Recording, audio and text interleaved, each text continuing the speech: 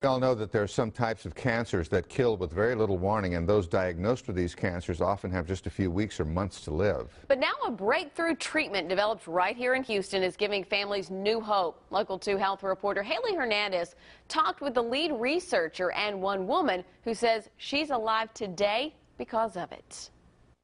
It was once seen as a controversial idea, often labeled as too simple. But today, Houston's MD Anderson Cancer Center considers it a promising treatment on the path to cure cancer.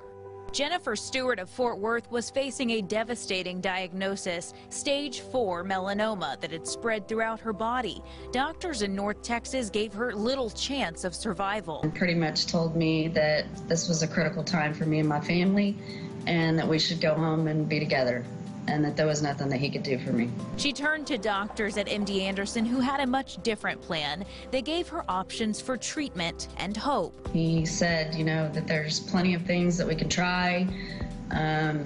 There was 2 different autoimmune therapies. Jennifer traveled to Houston 39 times for a treatment called immunotherapy, developed by researcher Jim Allison. Immunotherapy is using the body's own immune system to attack cancer. Standard treatments to kill cancer like chemotherapy attack all cells, good and bad. With immunotherapy, drugs ignite what's called T cells. Unleashing those cells allows them to attack foreign things like tumors.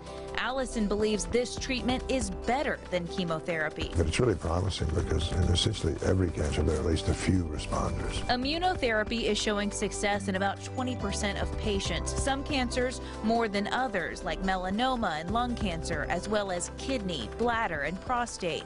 Allison spent his life studying the immune system, not intentionally looking for a cancer cure, but stumbled across this theory, and the idea took off because of his personal struggles with cancer. He's lost his mother, 2 uncles, and a brother. Watching them suffer through ravenous chemotherapy, he says those treatments are wrong. In the immunotherapy, we don't treat the cancer cell at all. That's one of the interesting things about it. The cancer doesn't matter. We just allow the immune system to react with things that shouldn't be there, like a cancer cell. A year of immunotherapy killed the cancer cells that ravaged Jennifer's body. Today, her scans read cancer-free. Allison can't even keep up with all of the stories like Jennifer's anymore, but he carries photos of the very first patient he met. Then about 2 years later, I got an email from her with a photograph of her first baby. And then another year or so, I got an email from her with a picture of her second baby. They wouldn't be there if she hadn't gotten this drug. That just makes me feel really good.